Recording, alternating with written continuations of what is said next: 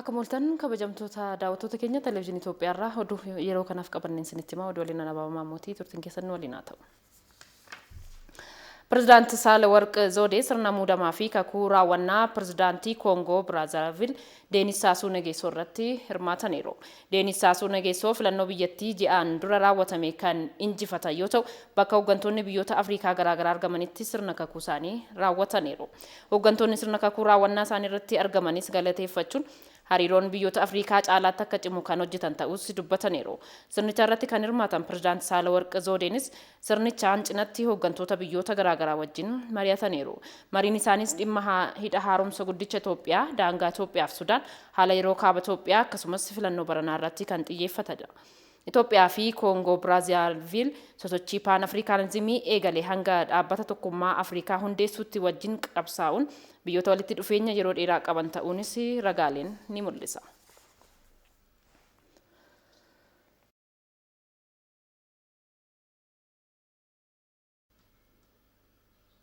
Ministeerri muummee Abiy Ahmed gamoo eejensii nageenyaa fi odeeffannoo biyyaalessaa birrii biiliyoona 2.3 hojjetame eebbisiisaniiru. Eejensichi yeroodhaa gara yerootti teekinooloojiin of ammayyeessuun ergama isaa sirnaan raawwachuu fi carraaqaa akka jirus ibsamee jira. Abdurnaasir Jamaal dabalata qaba.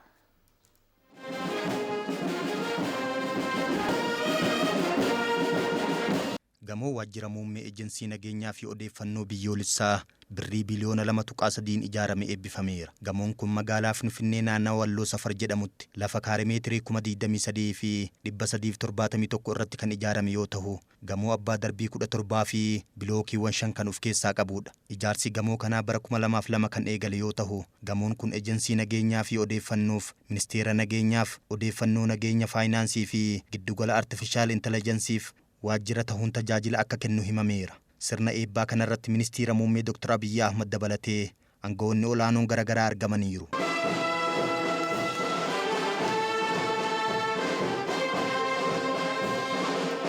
Waggoota dheeraa dura eejensicha teekinooloojiin ammayyeessuuf karoorfamee hojjetamus garuu gufuuwwan hedduu dabarsuu kan himan ministeerri muummee Dr. Abiy Ahmed dhaabbata sirna mootummaa fi yeroo faana hin jijjiiramne ijaaruuf carraaqqiiwwan bal'aan taasifameera jedhan.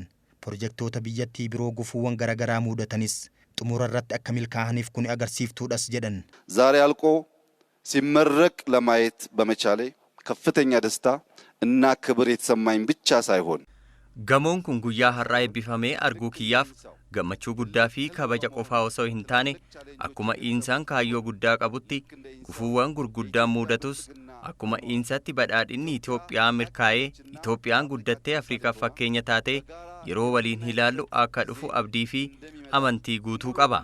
Kunis ta'ee sadarkaan isaa ol guddatee akka agarru waan nu taasiseef akkuma insaa kana Itoophiyaan gaafa tokko badhaatee waliin kan agarruu fi guyyaa kana kan ittiin walii yaadannu fagoo akka hin taane abdiin qabu isiniif ibsuun barbaada. Gamoon eejensii nageenyaa fi odeeffannoo biyyaalessaa kun biiroowwan garaagaraa, giddugala qorannoo, laaboraatoorii, giddugala misooma saayibarii fi giddugala hojii kalaqaa jajjabeessus kan of keessaa qabudha jedhameera. Addunyaa irratti hojiin saayibar ispeesii yookaan saayibarii hawaa guddina biyyaa itti fufiinsa qabu galmeessuuf bifa kanaan dhaabbata kana guddisuun barbaachisaadha jedhan. ባለፉት 2 ዓመታት ብቻ አሁን ዓለም ላይ ያለው 90% ዳታ ተመርቷል።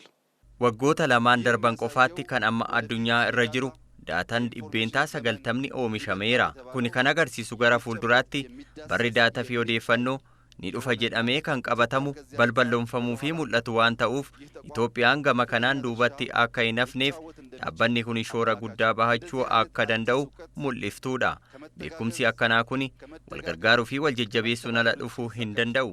Hojii wantoota haaraa uumuu kun sanbataa fi dilbata nuffii malee akkasumas halkan biiroo bulan malee salphaatti milkaa'uu hin danda'u. Mootummaan yeroo ammaa ijaarsa dhaabbilee irratti xiyyeeffatee hojjechaa jiraachuu kan himan Dr. Abiy Ahmed dhimmoota daandii guddina biyyaa irraa booddeetti harkisan irraa fuqusachuun qindoominaan hojjechuu qabnas jedhan. ተቋማት የመገንባት ስራ hojiin dhaabbilee ijaaruu sodaa kan hin qabne ta'uu hubatamuun bal'isuu, cimsuu fi guddisuu akka barbaachisuudha. Qusachuu jechuun sammuu keessatti hin danda'u jedhanii hidhamuu osoo hin taane fageessanii fi bal'isanii yaaduun akka barbaachisuu fi qixa fageessinee yaanneen ammoo gufuuwwanis qixuma saniin kan bal'atanii fi kan ciman ta'uu hubachuu fi miira qindoominaan hojjechuun barbaachisaadha.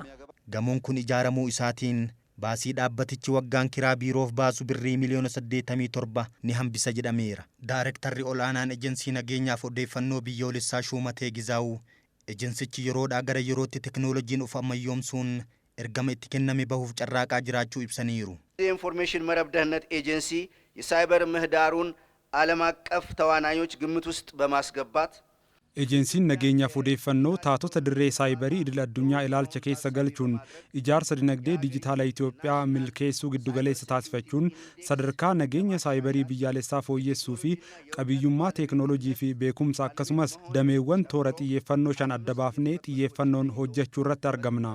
Ejensiin nageenyaa fi odeeffannoo biyyoolessaa biyyattii keessatti yeroo jalqabaaf akka hundeeffamu yaada bu'uuraa kan dhiyeessan Dr. Abiyyi Ahmad yoo ta'u, yaadichi hudhaawwan garaagaraa keessa darbuun lafa qabachuun bu'aa jajjabeessaa galmeessaa akka jirus himameera. Ministeerri muummee Abiy Ahmed qorannoo fi agarsiisa wiirtuu artificial intelligence qopheessee daawwataniiru. Agarsiisichi kamisa darbirraa eegalee hoteela interkontinentaalitti banamuun daawwatamaa jira. Itoophiyaatti agarsiifni qorannoo artificial intelligence kun isa jalqabaatis jedhameera. Guyyaa har'aas ministeerri muummee hojiilee qorannoo wiirtuu artificial intelligence agarsiisaaf dhiyaatan daawwachuun jajjabeessaniiru. Itoophiyaan damee artificial intelligence fayyaa, barnoota, qonna, geejiba, haala qilleensaa fi misooma biroofis itti fayyadamuu fi carraaqaa akka jirtus ibsameera. Agarsiisonni akkanaa kunniin itti fufiinsaan kan dhiyaatamu ta'uunis himamee jira.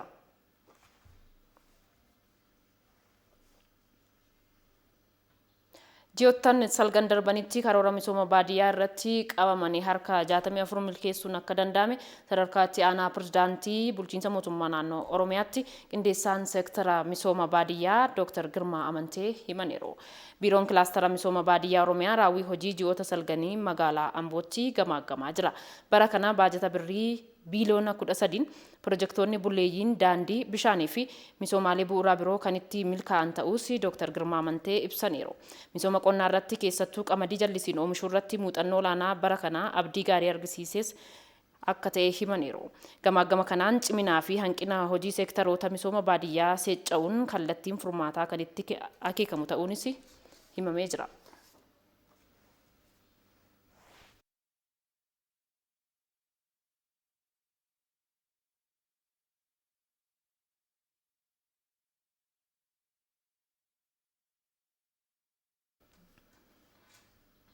Daawwattoota keenya oduuma kanarraa turra riippoortarri keenya Mangistuu akkuma gamaagama seektara misooma baadiyyaa magaalaa Ambootti raawwatamaa jiru hordofaa jira.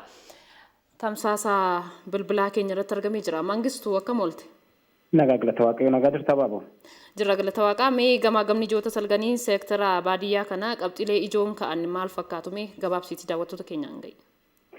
Hayyee galatoomee guyyaa irraa kanatti egaa biiroo kilaastara seektara misooma baadiyyaa Oromiyaatiin gamaagamni raawwii karoora baatiiwwan salgan darbanii magaalaa Ambootti gaggeeffamee kennee jiru.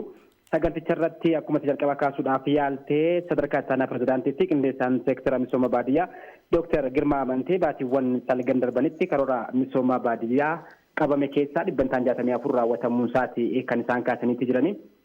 Gamaagama kana irratti segaa ciminootaa fi hanqiloonni jiran erga irratti mari'atamee booda karoora qabame kana raawwachiisuudhaa fi kallattiin gara fuulduraa kaa'ameeti kan inni jiru. Kana malees egaa raawwiin gaariin biiroo kilaastara misoomaa inishetiivootni haarawaan gara hojiitti galanii fayyadamummaa hawaasaa mirkaneessuu keessatti gahee olaanaa kan ba'ame akka ta'edha kan ibsameeti jiru.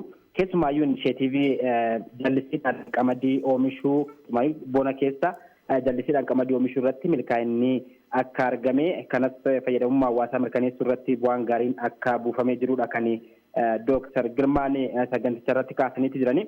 Kana malees egaa gamaagamni kun akka waliigalaatti raawwii bara kana gaggeeffame keessatti hojiiwwan gama hawaasa fayyadamaa taasisuu irratti hojjetaman maal fakkaatu? Baatiiwwan hafan keessatti dhibbantaan hafan kun raawwatamanii hawaasa fayyadamaa taasisuudhaa fi haala kamiin hojjetamuu qabu? Ariitii akkamiidhaanis hojjetamuu qabu dhimmi jedhullee kallattiin kaa'ameeti jira. Kana malees egaa gamaagama kanaan wal qabatee karoora bara 2014 irrattis inishetiivoota haaraa uummata fayyadamaa taasisanii hojiirra oolchuudhaa fi qophiin gaariin taasifamuu akka qabu egaa Dr. Girmaanii saganticha irratti kaasaniiti kan isaan jiranii. Sagantaa kanarratti seektaroonni garaagaraa bishaan dhugaatii ni jiru akkasumas daandii baadiyyaa ni jira misooma garaagaraa irratti seektaroonni hirmaatan gama kanarratti raawwii qabanii fi karoora irratti rakkoowwan isaan mudataa turee fi akkasumas immoo waan milkaa'ina waan jedhanillee kaasaniiti kan isaan jiranii bara kanas egaa bu'uuraalee misoomaa tajaajila hawaasummaaf oolan birrii biiliyoona 13 kan hojjetamaati jiru kanneen kana hordoffii fi deeggarsa taasifameen raawwii nagammaatti jiru. Gaariin ta'uun saganticha irratti ibsameeti jira yeroo ammaatti egaa piroojeektoota misooma baadiyyaa qabaman xumursiisuu fi baajanni dabalataa birrii biiliyoona 2.7 guyyaa dheengaddaa mana maree naannoo Oromiyaatiin ramadamuu isaa egaa saganticha irratti Dr. Girmaan himaniiti jiranii baajanni dabalataa ramadame kunis egaa hawaasni tajaajiloota bu'uuraalee misoomaa sadarkaan hojjetamaa jiran irraa fayyadamuu akka ta'anii fi dafee hawaasa qaqqabuu akka danda'u yeroo qabame keessatti xumuramuudhaa fi rakkoon baajataa akka mudannee fi dhimma kana ariitiidhaan raawwachiisuun karoora qabame keessatti milkeessuudhaaf kan oolu akka ta'eessidha kan isaan kaasaniiti jiranii keessumaayyuu cimoota kurmaanaa darbanirraa fudhatamee itti fufsiisuudhaan kurmaana Afrikaa fi kana baatiiwwan 3 arfan afan kana keessatti raawwii kana guutummaa guutuutti milkeessuudhaa fi seektaroonni hundinuu ciminaan hojjechuu akka qabanillee sagantichaan keeti kan inni jiru. Sa'aatii booda jechuun guyyaa irraa kana gamaan booda immoo sadarkaa magaalaa Ambootti bu'uuraalee misoomaa daawwatamanii kan isaan jiranii bu'uuraalee misoomaa magaalaa Ambootti daawwataman kunis egaa daandii keessoodha. Keessumaayyuu magaalaan Amboo yeroo hedduu magaalaa guddoo taate magaalaa daandii tokkittii qofa qabdu jedhamtee komatamaati kan isheen turte kana walqabatees egaa bara kana raawwii gaariin galmaa'uudha kan ilaalameeti jiru keessumaayyuu daandiin asfaaltii dabalataallee ijaarameeti kan inni jiru akkasumas bu'uuraalee misoomaatiin immoo manni barumsaa bultii addaa magaalaa Ambootti ijaaramaa jirus daawwatameeti kan inni jiru raawwiin dhagammaatti jiru egaa keessumaayyuu gama daandiitiin kan ilaallotee magaalaa Amboo keessa gara 95 olii gahee kan inni jiru akka ta'edha magaalaan Amboo yeroo ammaa kana bu'uuraalee misoomaa daandiitiin baay'ee ariifataa kan jirtuuf hoggansi jijjiirama bulchiinsa magaalichaa keessatti geggeeffamee raawwiin gaariin galmaa'aa kan jiru waan ta'eef sagantaa daawwii kanarratti egaa Dr. Girmaan bulchiinsa magaalaa Amboo galateeffatanii kan isaan jiranii sagantaan kun booris itti fufuudhaan egaa baaboo naannoowwan piroojeektii misooma baadiyyaatiin hojjetaman kan daawwataman akka ta'e sagantaa bahee raawwachuu ni danda'ama. Tole riippoortara keenya Mangistuu akkuma toora bilbilaa keenya irratti argamtee odeeffannoo bal'aa daawwattoota keenya biraan gahuuf guddaa galatoomi yeroo gaarii qabaadhu. Gara oduu kan biraatti wayitan darbu. Boru nama barbaannu filachuudhaaf har'a galmaa'uu qabna. Namoonni filachuu danda'an nama umuriin isaa waggaa 18 ta'e yookaan taate namoota buufata filannoo yoo xiqqaate baatii 6 kan jiraate yookaan jiraate mana murtii kamiinuu mirga filachuu isaa yookaan ishee kan hin daangeffamne lammiin Itoophiyaa kamuu filachuu ni danda'a. Filataa ta'ee galmaa'uudhaaf waraqaa eenyummaa gandaa, paaspoortii, eeyyama konkolaachisummaa, waraqaa ragaa jiraataa, waraqaa gaggeessituu loltummaa, waraqaa eenyummaa mana barnootaa yookaan waraqaa eenyummaa hojjetaa kanneen armaa olitti tarreeffaman keessaa tokko fayyadamuu kan danda'amu yommuu ta'u namni waraqaa eenyummaa hin qabne namoota jiraataa ta'uusaa mirkaneessan qabatee deemuudhaan galmaa'uu ni danda'a. Dabalataan waraqaa gandaa fi paaspoortii inaarufneenis galmaa'uu ni danda'ama. Galmeen filattootaa kan gaggeeffamu bitootessa 16 hanga eebila 15tti sanbataa fi dilbata dabalatee yommuu ta'u guyyoota ayyaana waggaa hin dabalatu filattoonni buufata naannoo isaanii deemuudhaan galmaa'uu ni danda'u. Namni waraqaan filannoo jalaa bade yookaan jalaa manca'e adeemsa seera qabeessa barbaachisaa ta'e hordofuudhaan kan bakka bu'uuf ta'a. Jiraattonni magaalaa Jimmaa filannoo marsaa 6ffaa bara kana raawwatamuu fi kaardii filannoo baafachaa jiraachuu himanii jiru. Qaama biyyaa fi uummataa fi bu'aa buusuu filachuufis qophaa'uu isaanii himanii jiru. Yaadni jiraattotaa riippoortara keenya Mallasaa Amdee achirraan erga akka taanutti dhiyaata. Kaardii filannoo fudhachuun koo alanaan marsaa lammaffaadha. Kana dura yeroo barataa turetti filadheera. Ammaan marsaa lammaffaadha jechuudha kanaan. Faayidaan filannoo dirqama ofii baachuudha. Mirga filuuf filatamuu waan qabuuf namni tokko filachuus akkuma namni tokkotti mirga gatiin qabuuf waraqaa filannoo ofii fudhadhee filachuudhaaf qophaa'eera jechuudha. Tasfaayee Damisseen jedhama. Kan asan dhufee kan naaf ta'a mootummaan kan naa ta'u naa ta'a jedhee waraqata kaardii fudhachuun dhufe. Bareedaadha. Bareechanii nama astanaagadu bareedduu. Maqaan koo Tigisin Taayyoon jedhama. Kan akkasuma Ginjoo Qabaleedha. Wanta nuuf immoo waan filannoo ilaallatuudhaaf kaardii fudhachuu dhufee kanuma kan ta'e. Faayidaa inni qabu sagaleen koos gatii qabdi jedhanii yaada. Wantan filadhus immoo biyya koos anas gaariidhaanis biyyaafis nagaa ta'e jedhanii yaada wanta filadhu. An Abdii Jamaal Bagaroon jedhama. Jiraatuma asiiti. Akka gootota ta'anii akkuma hundaattuu miidhaa qaban jira. Filannoon giddiidha. Filachuu dhiisuu kootiif garuu baay'ee namiidha yaadaan. Kan nu fayyadannee filannu moo ijoollee keenyas nu barsiisee jireenya keenyas nu tashaashalee egaa akka rakkataarru kana maan beeytanii miti akka malu akka rabbiin nu godhu innis nu godhu barbaannee abbaan maratamu kun. Sagaleen konko yoonan hin filanne iddoo nama tokkootiin hir'atti waan ta'eef iddee sanaan immoo ammas lakkoofsaan xiqqaata waan ta'eef miidhaan inni qabu yoon hin filanne sagaleen koo duwwaan iddee sanaan waan hafteef lakkoofsis hin irrata waan ta'eef filachuun koo dirqama ta'e. Kanaaf intiniin biraa immoo waan hin filadhu sana caalee immoo yoo jedhe sagalee tokkoon sanaan mo'achuu danda'a waan ta'eef anis waan hin filadhu sagalee sanaan caalmaa akkan argatuuf kaka'umsa kootiin filachuudhaaf filachuudha. Konferensiin qorannoo fi qo'annoo biyyaalessaa kurnaffaan Yuunivarsiitii Dillaatti taa'amaa ture xumurameera. Konferensichi damee qorannoo fi qo'annoo rakkoo hawaasaa furuu irratti xiyyeeffachuun murteessaadhas jedhamee jira. Gabaasa tajaajila Oduu Itoophiyaa Guddataa Jamaatu dhiyeessa. Konferensiin qorannoon jijjiirama hawaasaaf mata duree jedhuun moggaafame Yuunivarsiitii Diillatti adeemsifameera. Konferensicha irratti hayyoonni yuunivarsiitii adda addaa fi qaamoleen dhimmicha ilaallatu hirmaataniiru. Dhaabbileen barnoota olaanoo xiyyeeffannoon dameen qoratamuu qabu adda baasanii yoo qoratan bu'aan qorannicharraa argamu rakkoo hawaasaa furuuf ga'ee olaanaa kan ba'u ta'uu Yuunivarsiitii Finfinneetti barsiisaa fi qorataa kan ta'an Tabaarak Yikraam ibsaniiru. በጣም ብዙ ችግሮች አሉ። መጠነ ሰፊ የሆኑ ችግሮች አሉ በዓለም ላይ addunyaa irratti rakkoowwan hedduutu jiru. Rakkooleen ammoo kan furaman qorannoodhaan.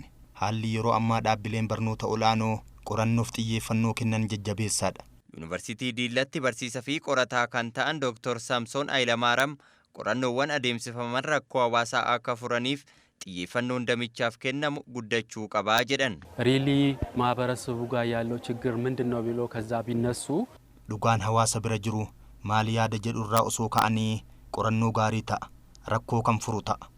Qorannoo minjaala irratti qofa hafu osoo hin taane hawaasa biras akka ga'uuf carraan mootummaan amma dhaabbilee barnoota olaanoof kenne gaariidha. Bu'aaleen qo'annoo fi qorannoo dinagdee biyyattii guddisuu fi rakkoo biyyattii gama furuutiin hanqina qabaachuu kan ibsan Yuunivarsiitii Diillatti itti aantuu pirezidaantii tajaajila hawaasaa fi qorannoo Dr. Fireewoot Ndaaleeti. ሀገራችን ውስጥ ካሉ በርካታ ችግሮች አንጻር ስናይ rakkoo biyya keenya keessa jiruun yoo madaalle qorannoowwan ammas ni hafu.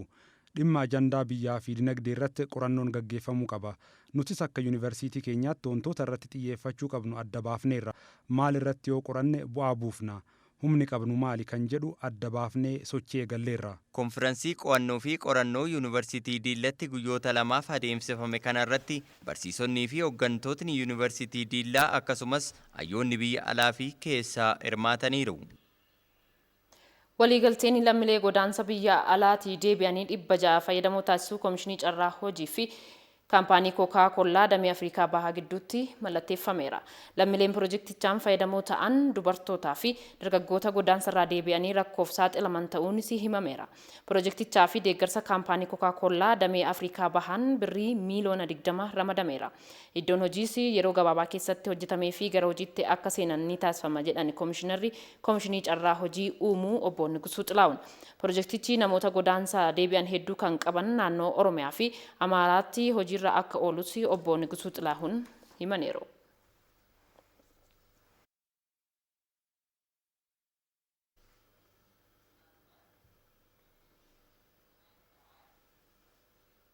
Godina Horroo Guduruu Wallaggaa aanaa Amruu magaalaa Hagamsaatti meeshaalee waraanaa seeraan alaa to'annoo jala oolaniiru. Meeshaalee waraanaa kunneen qindoomina qaamolee nageenyaan to'annoo jala ooluun isaaniis himamee jira. Gabaasa waajjira dhimmoota kominikeeshinii godina Horroo Guduruu Wallaggaa Guddataa Jamaatu dhiyeessa. Meeshaalee waraanaa gosoota adda addaa naannoo Amaaraa irraa gara naannoo Oromiyaatti konkolaataa tajaajila geejjiba uummataaf kennuun kan lakkoofsi gabatee isaa 59542 koodii 3 Oromiyaa ta'een otoo geejjibsiifamaa jiru qindoomina qaamolee nageenyaa garaagaraan buufata hagamsaa irratti to'annoo seeraa jala akka oole ibsameera. Miseensonni qaamolee nageenyaa wayita meeshaalee kana to'atanitti meeshicha akka dabarsaniif maallaqni sossobbiin kan isaaniif dhiyaatee ture ta'uu ibsuun nuti dursa kan dhaabbanneef uummataafii jedhu. Meeshaa kana yeroo nani sakatta'ee argu iddoon isaa baay'ee dhoskaadha.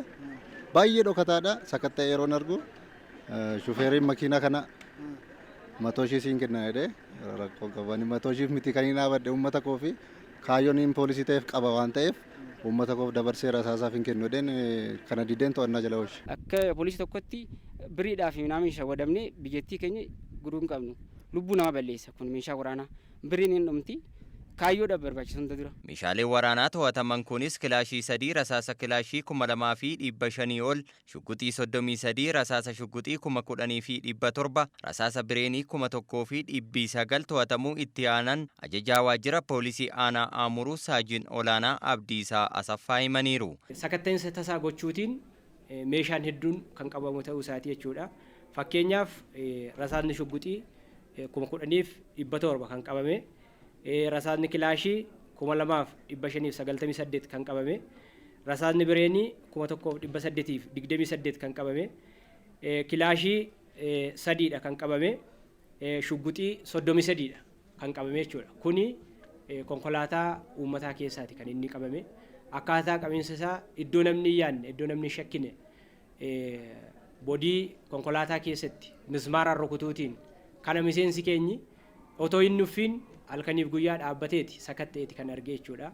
Inspektar Tasfaayee Faantaa itti aanaa ajajaa diviizhinii humna riphee lolaa yoo ta'an farreen nageenyaa hawaasni nagaa akka hin arganne taasisan yeroo gabaabaa keessatti barbadeessuun nageenya hawaasaa akka mirkanaa'uuf kutannoon kan hojjetan ta'uu ibsaniiru. አማራና ኦሮሞን ለማጋጨት uummata Oromoo fi Amaaraa walitti buusuuf kanneen socho'an ni jiru. Yeroo isaan walitti bu'an nuti ni fayyadamna yaada jedhu qaamoleen qaban jiru. Nuti qaamoleen nageenyaa qindoominaan hawaasa waliin taanee humnoota kanneen barbadeessuu qabna. Kanaafis hojiitti galleerra. Bulchaan aanaa Aamuruu obbo Balaay Goshuu humnoonni badii uummata nagaa waliin jiraatu sabaa fi sablammoota walitti buusuuf gocha badii raawwachaa kan jiran ta'uu fi hawaasa nagaa saamaa fi ajjeesaa dararaa kan turan ta'uu dubbataniiru. Guyyaa guyyaatti rasaasni hin qabama, guyyaa guyyaatti shugguxxiin hin qabama, guyyaa guyyaatti kilaashiin hin qabama. Inni kun immoo eenyuuf qabamaadha? Tokko ittiin nama ajjeesuuf jechuudha. Lammaffaa kan karaa biraa galma isaaniif ga'uu dide maqaa abbaa torbeetiin ta'uu danda'a yookaan immoo shaneemaaf kennuu qophii taasifamu ta'uu danda'a yookaan immoo qophii mana rakkoo nageenyaa uumuuf qaamdiinni taasisuudha waan ta'eef nuti hanga dandeenye humna nageenyaa bobbaafne jirra. Sakattaa barbaachisu gochaa jirra. Itti gaafatamaan waajjira bulchiinsa fi nageenyaa godina Horroo Guduruu Wallaggaa obbo Mootummaa Korjee qaamolee farreen nageenyaa nageenya godina keenyaa booressuuf yoo hojjetanis qindoomina qaamolee nageenyaa milishaa fi hawaasa bal'aan dabarsa meeshaalee waraanaa seeran alaa to'achuuf tumsaa fi deeggarsi hawaasaa murteessaa ta'uu hubachiisaniiru. Nageenyi kan hawaasaati. Nageenyi kan hawaasaa yoo ta'uu dhabaate hojiin nageenyaa galma ga'uu hin danda'u. Hojiin nageenyaa yoo galma ga'uu dhabaate immoo hojiin misoomaa hojjechuun hin danda'amu. Dargaggoota, abbootiin, dubartoonni, jaarsoliin biyyaa fi gaggeessitoonni waldaalee amantii hundi nagaaf nageenya waan barbaannuuf nagaa bukkee dhaabbatanii nu deeggaruu hojii nageenyaa waliin hojjechuu qabna.